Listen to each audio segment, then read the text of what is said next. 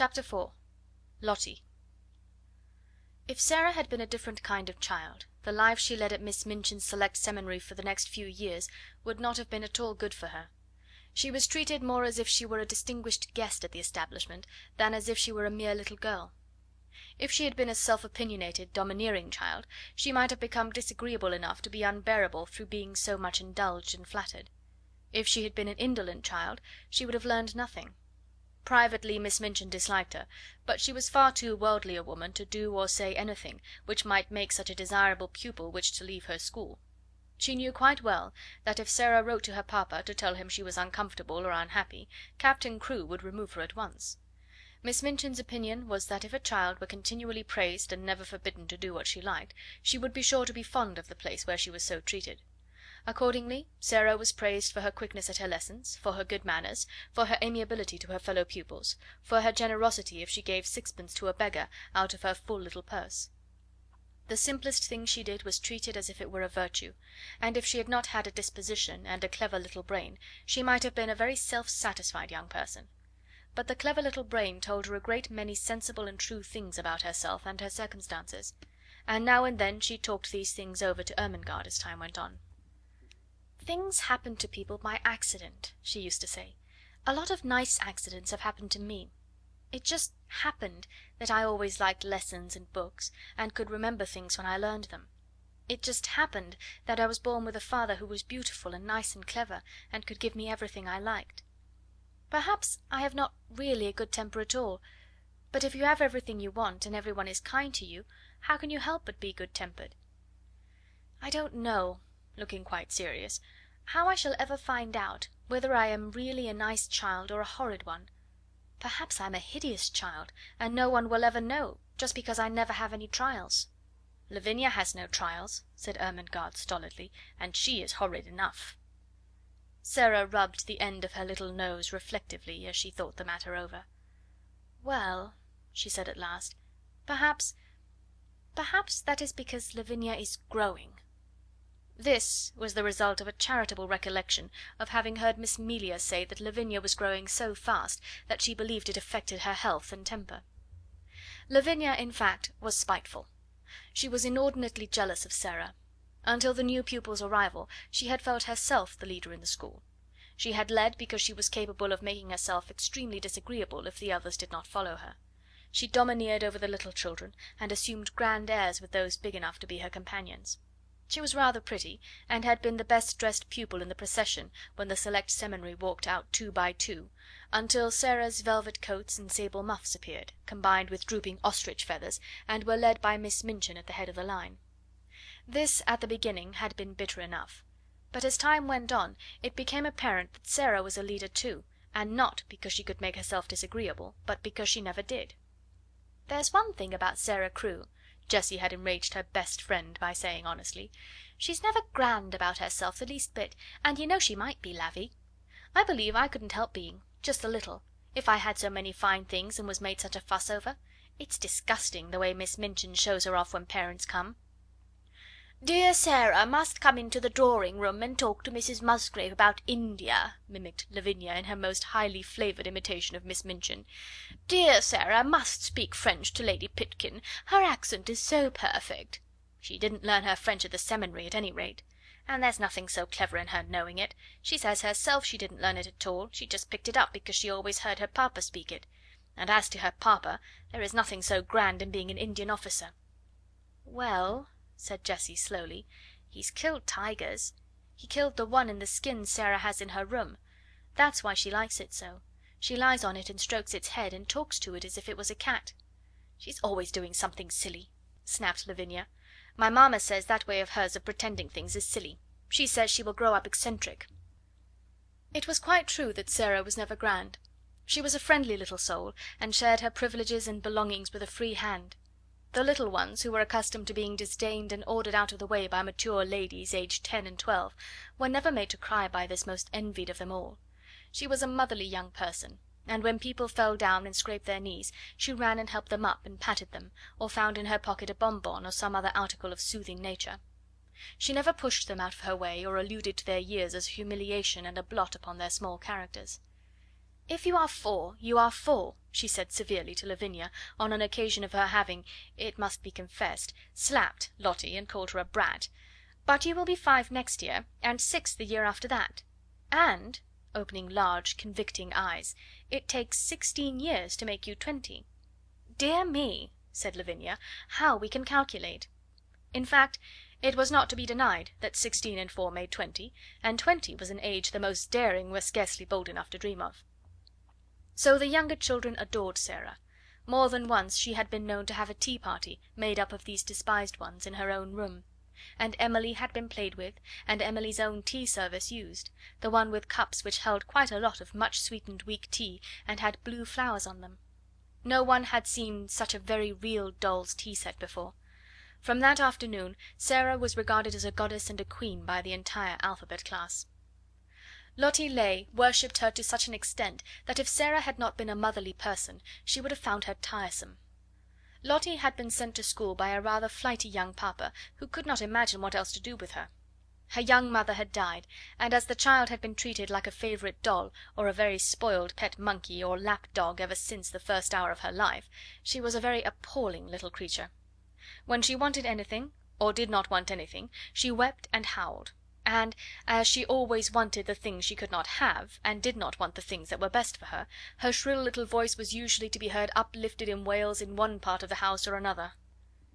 Her strongest weapon was that in some mysterious way she had found out that a very small girl who had lost her mother was a person who ought to be pitied and made much of. She had probably heard some grown-up people talking her over in the early days after her mother's death. So it became her habit to make great use of this knowledge. The first time Sarah took her in charge was one morning when, on passing a sitting room, she heard both Miss Minchin and Miss Amelia trying to suppress the angry wails of some child who, evidently, refused to be silenced. She refused so strenuously, indeed, that Miss Minchin was obliged to almost shout, in a stately and severe manner, to make herself heard. "What is she crying for?" she almost yelled. "Oh, oh, oh!" Sarah heard. "Haven't got any ma." "Oh, Lottie!" screamed Miss Amelia, "do stop, darling! Don't cry! Please don't! Oh, oh, oh, oh, oh!" Lottie howled tempestuously. "Haven't got any ma." "She ought to be whipped," Miss Minchin proclaimed. "You shall be whipped, you naughty child!" Lottie wailed more loudly than ever. Miss Amelia began to cry. Miss Minchin's voice rose until it almost thundered. Then suddenly she sprang up from her chair in impotent indignation and flounced out of the room, leaving Miss Amelia to arrange the matter. Sarah had paused in the hall, wondering if she ought to go into the room, because she had recently begun a friendly acquaintance with Lottie, and might be able to quiet her. When Miss Minchin came out and saw her, she looked rather annoyed. She realised that her voice, as heard from inside the room, could not have sounded either dignified or amiable. "Oh, Sarah!" she exclaimed, endeavouring to produce a suitable smile. "I stopped," explained Sarah, "because I knew it was Lottie, and I thought perhaps, just perhaps, I could make her be quiet. May I try, Miss Minchin?" "If you can, you are a clever child," answered Miss Minchin, drawing in her mouth sharply. Then, seeing that Sarah looked slightly chilled by her asperity, she changed her manner. "But you are clever in everything," she said in her approving way. "I dare say you can manage her. Go in." And she left her. When Sarah entered the room, Lottie was lying upon the floor, screaming and kicking her small fat legs violently, and Miss Amelia was bending over her in consternation and despair, looking quite red and damp with heat. Lottie had always found, when in her own nursery at home, that kicking and screaming would always be quieted by any means she insisted on. Poor plump Miss Amelia was trying first one method and then another. "Poor darling," she said one moment, "I know you haven't any mamma, poor..." Then in quite another tone, "If you don't stop, Lottie, I will shake you. Poor little angel, there! You wicked, bad, detestable child, I will smack you, I will!" Sarah went to them quietly. She did not know at all what she was going to do, but she had a vague inward conviction that it would be better not to say such different kinds of things quite so helplessly and excitedly. "Miss Amelia," she said in a low voice, "Miss Minchin says I may try to make her stop. May I?" Miss Amelia turned and looked at her hopelessly. "Oh, do you think you can?" she gasped. "I don't know whether I can," answered Sarah, still in her half whisper, "but I will try."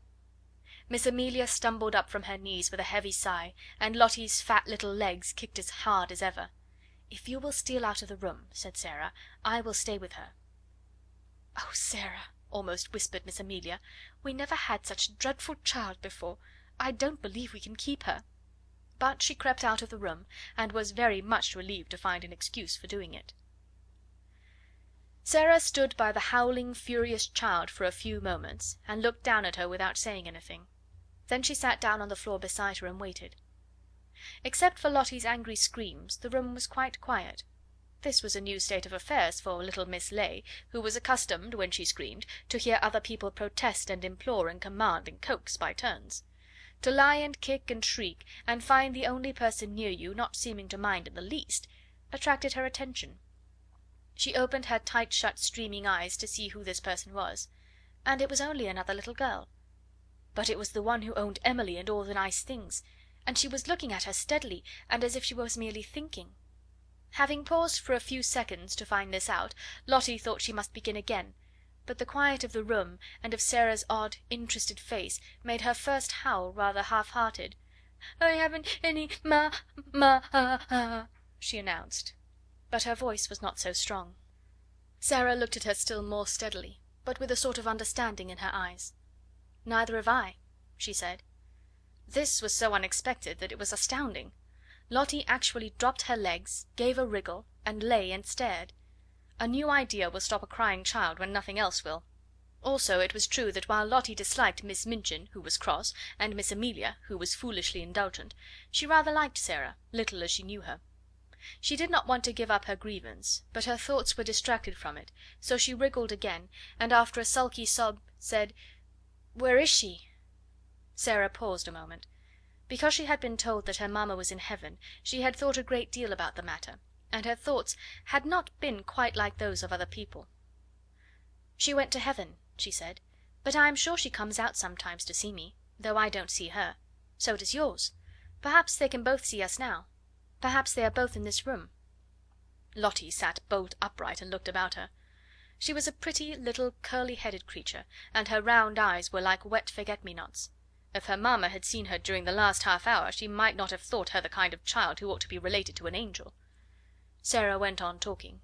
Perhaps some people might think that what she said was rather like a fairy story, but it was all so real to her own imagination that Lottie began to listen in spite of herself. She had been told that her mamma had wings and a crown, and she had been shown pictures of ladies in beautiful white nightgowns who were said to be angels. But Sarah seemed to be telling a real story about a lovely country where real people were. "There are fields and fields of flowers," she said, forgetting herself as usual when she began, and talking rather as if she were in a dream. "Fields and fields of lilies, and when the soft wind blows over them it wafts the scent of them into the air, and everybody always breathes it, because the soft wind is always blowing. And little children run about in the lily fields and gather armfuls of them, and laugh and make little wreaths. And the streets are shining, and people are never tired, however far they walk. They can float anywhere they like. And there are walls made of pearl and gold all round the city, but they are low enough for the people to go and lean on them, and look down into the earth and smile and send beautiful messages." Whatsoever story she had begun to tell, Lottie would, no doubt, have stopped crying and been fascinated into listening, but there was no denying that this story was prettier than most others. She dragged herself close to Sarah, and drank in every word until the end came, far too soon. When it did come, she was so sorry that she put up her lip ominously. "I want to go there," she cried. "I haven't any mamma in this school." Sarah saw the danger signal, and came out of her dream. She took hold of the chubby hand and pulled her close to her side with a coaxing little laugh. "I will be your mamma," she said. "We will play that you are my little girl, and Emily shall be your sister." Lottie's dimples all began to show themselves. "Shall she?" she said. "Yes," answered Sarah, jumping to her feet. "Let us go and tell her, and then I will wash your face and brush your hair." To which Lottie agreed quite cheerfully, and trotted out of the room and upstairs with her, without seeming even to remember that the whole of the last hour's tragedy had been caused by the fact that she had refused to be washed and brushed for lunch, and Miss Minchin had been called in to use her majestic authority. And from that time Sarah was an adopted mother. End of chapter 4.